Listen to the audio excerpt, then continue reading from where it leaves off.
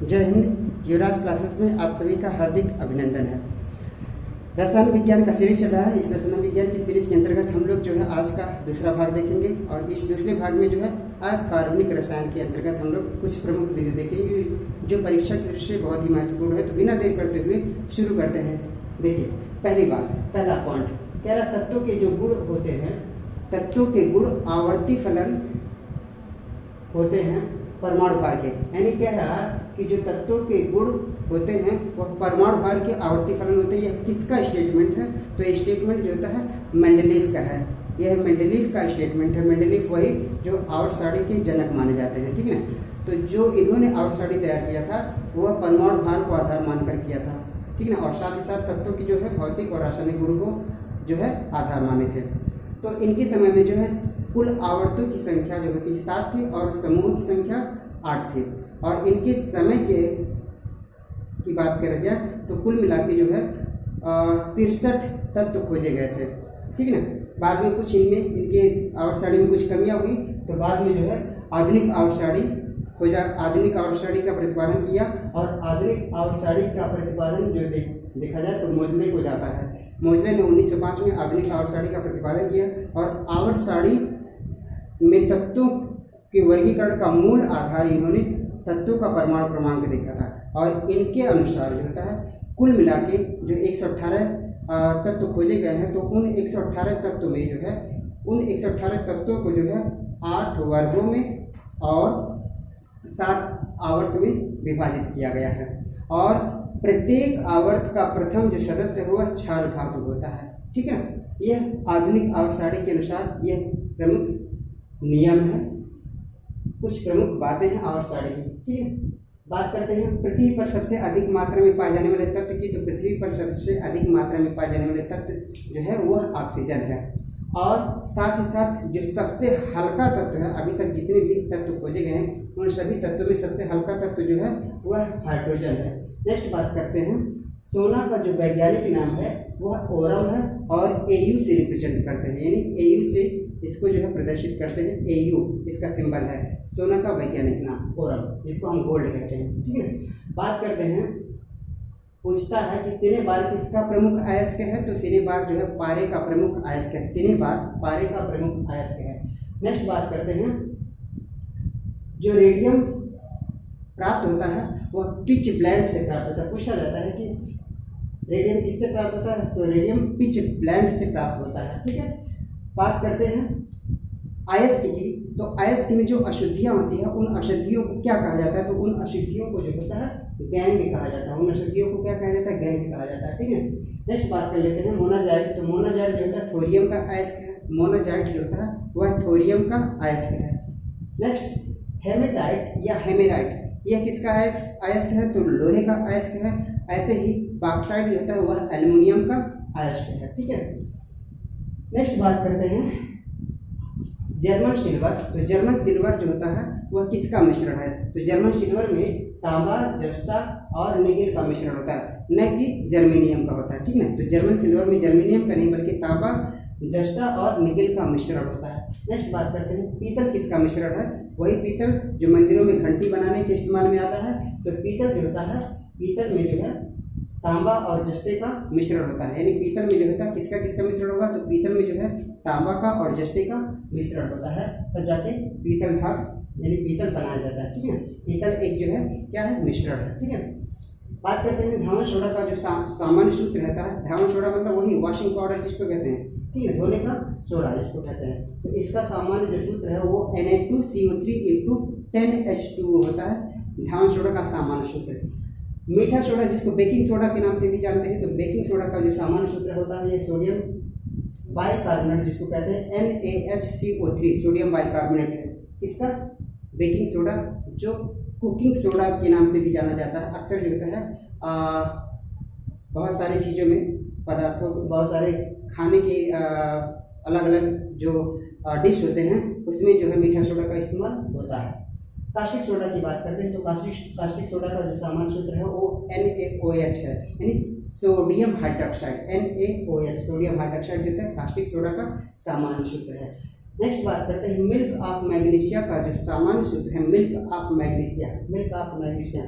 ठीक है ना। वही मिल्क ऑफ मैग्नीशिया जिसको हम एसिडिटी हम अगर जो हमारे पेट में होता है तो फिर जो होता है एसिडिटी को कम करने के लिए हम इनो का इस्तेमाल करते हैं। इनो जो है मिल्क ऑफ मैग्नीशिया का एक रूप है और उसका जो सामान्य सूत्र है मिल्क ऑफ मैग्नीशिया का वो MgOH है, MgOH ट्वाइस है। इसको हम मैग्नीशियम हाइड्रोक्साइड कहते हैं, मैग्नीशियम हाइड्रोक्साइड कहते हैं, ठीक है ना। ऐसे ही बुझा चूना की बात करते हैं तो बुझा चूना का जो सामान्य सूत्र है वो कैल्शियम हाइड्रोक्साइड है जिसके CaOH ट्वाइस कहते हैं। और लाइम का सूत्र की बात करते हैं तो लाइम जिसको चूना कहते हैं तो चूने का जो सूत्र है कैल्शियम ऑक्साइड है। क्या है? कैल्शियम ऑक्साइड है, ठीक है। ये कुछ प्रमुख बातें थी, कुछ और प्रमुख बातें हैं जो हम लोग चर्चा करते हैं, ठीक है। जैसे बात करते हैं आतिशबाजी में जो रंग बिरंगा कलर होता है यानी रंग होता है तो उन रंगों का जो श्रेय होता है वह स्ट्रांसियम और बेरियम के तत्वों को मिलाकर रंग बिरंगा कलर प्रदान किया जाता है आतिशबाजी में। यानी पटाखा वगैरह जो होते हैं आतिशबाजी करते हैं तो उसमें रंग बिरंगा कलर जो होता है वो स्ट्रांसियम और बेरियम के द्वारा ही होता है, ठीक है। नेक्स्ट बात करते हैं नीला थोथा का सूत्र। तो नीला थोथा का सूत्र जो होता है यानी कॉपर सल्फेट जो होता है वो CuSO4 5H2O जो होता है ये नीला थोथा का सामान्य सूत्र होता है, ठीक है। कॉपर सल्फेट, या ठीक है। नेक्स्ट बात करते हैं तांबे को अगर जो वायु में रखते हैं तो क्या हो जाता है। तो तांबे को अगर जो खुली वायु में रखते हैं यानी वायु में रखते हैं तो उस पर एक हरा परत चढ़ जाता है जो एक प्रकार का रासायनिक परिवर्तन का क्या है संकेत है, रासायनिक परिवर्तन का संकेत है। और जो हरा पदार्थ जम जाता है वो वास्तव में जो होता है तांबे में जंग का लगना होता है जिसको हम कोरोजन ऑफ कॉपर कहते हैं, कोरोजन ऑफ कॉपर कहते हैं, ठीक है। नेक्स्ट बात करते हैं जल की स्थायी कठोरता को दूर करने का कारण जो है यानी जल की स्थायी कठोरता का जो कारण होता है वह कैल्शियम और मैग्नीशियम के बाइकार्बोनेट होते हैं। यानी जल में जो स्थायी कठोरता होता है वो किस कारण होता है तो कैल्शियम और मैग्नीशियम के बाइकार्बोनेट की उपस्थिति के कारण होता है। और जल की स्थायी कठोरता को दूर करने के लिए जो होता है वह ब्लीचिंग पाउडर और साथ ही साथ क्लोरीन का इस्तेमाल होता है। यानी क्लोरीन को या ब्लीचिंग पाउडर का इस्तेमाल करेंगे तो जल की स्थायी कठोरता को हम दूर कर सकते हैं इस्तेमाल करके, ठीक है। नेक्स्ट बात करते हैं साधारण कांच में किन किन चीज़ों का मिश्रण होता है। साधारण कांच में किन किन चीज़ों का मिश्रण होता है तो साधारण कांच में सोडियम सिलिकेट का मिश्रण होता है, कैल्शियम सिलिकेट का मिश्रण होता है और सिलिका का मिश्रण होता है। सिलिका मतलब SiO2 सिलिकॉन, ये SiO2 इसी को हम क्या कहते हैं सिलिका कहते हैं, सिलिका कहते हैं, ठीक है। यानी सिलिकॉन ऑक्साइड भी कह सकते हैं इसको, ठीक है। ब्लीचिंग पाउडर का पूछ गया सूत्र, तो ब्लीचिंग पाउडर का कई बार पूछा गया सूत्र। तो ब्लीचिंग पाउडर का जो सामान्य सूत्र होता है वो CaOCl2 होता है यानी कैल्शियम ऑक्साइड क्लोरीन होता है जिसको हम कहते हैं CaOCl2 है ब्लीचिंग पाउडर का जो सामान्य सूत्र होता है। बात करते हैं POP जिसको हम प्लास्टर ऑफ पेरिस कहते हैं। तो प्लास्टर ऑफ पेरिस का जो सामान्य सूत्र होता है वह CaSO4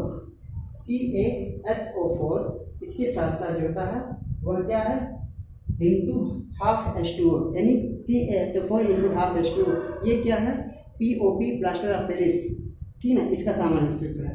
लेकिन अगर जो जिप्सम की बात करेंगे तो CaSO4 इंटू 2H2O वो किसका हो जाता है जिप्सम का हो जाता है जो आगे हम लोग आगे यहाँ पर देखेंगे CaSO4 यानी जिप्सम का सूत्र। अगर जो जिप्सम में से 1.5 मॉलिक्यूल जो होता है हाइड्रोजन को हटा दिया जाए तो प्लास्टर ऑफ पेरिस बन जाता है, ठीक है। अगली बात करते हैं फिटकरी का सूत्र। फिटकरी का सूत्र जो होता है K2SO4 into Al2SO4 thrice into 24H2O ये जो है फिटकरी का सूत्र है। इसी को पोटास एलम भी कहते हैं, इसी को पोटास एलम भी कहते हैं। और ये डबल साल्ट के क्या है उदाहरण है, डबल साल्ट के उदाहरण है, ठीक है। जो एक प्रकार का साल्ट है। शुष्क बर्फ की बात करते हैं तो शुष्क बर्फ जो सामान्य सूत्र होता है जिसी को हम ड्राई आइस भी कहते हैं, इसको हम क्या कहते हैं ड्राई आइस। तो क्या होता है कार्बन डाइऑक्साइड, कार्बन डाइऑक्साइड को हम शुष्क बर्फ कहते हैं यानी ड्राई आइस कहते हैं इसको, ठीक है।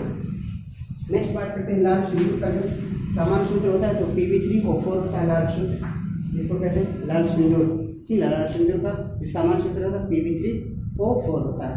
नेक्स्ट बात करते हैं लाफिंग गैस जिसको सूंघने से आदमी जो होता है लगातार हंसता रहता है, कंटिन्यू हंसता रहता है। इसका सामान्य सूत्र की बात करते हैं तो इसका सामान्य सूत्र होता है N2O नाइट्रस ऑक्साइड जिसको कहेंगे N2O, ठीक है।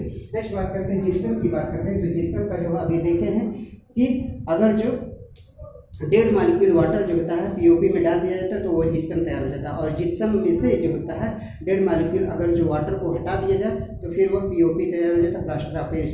और यही प्लास्टर ऑफ पेरिस जो होता है वॉल पुट्टी में काम आता है। साथ ही साथ जो होता है जब प्लास्टर किया जाता है हड्डियों के क्रैक होने से तो उनमें भी इसका इस्तेमाल किया जाता है। कई कामों में ऐसे इस्तेमाल होते हैं, घर में बहुत सारे डिजाइन बनाने के लिए भी पीओपी का इस्तेमाल होता है। तो यह कुछ प्रमुख इम्पोर्टेंट बिंदु थे जो परीक्षा की दृष्टि से बहुत ही महत्वपूर्ण थे। उम्मीद करते हैं यह सभी आपको बहुत ही परीक्षा की दृष्टि से सहायता करेंगे। तो आज के लिए बस इतना ही। कल हम फिर मिलते हैं एक नए वीडियो के साथ और एक नए उमंग के साथ। तब तक के लिए जय हिंद, जय भारत।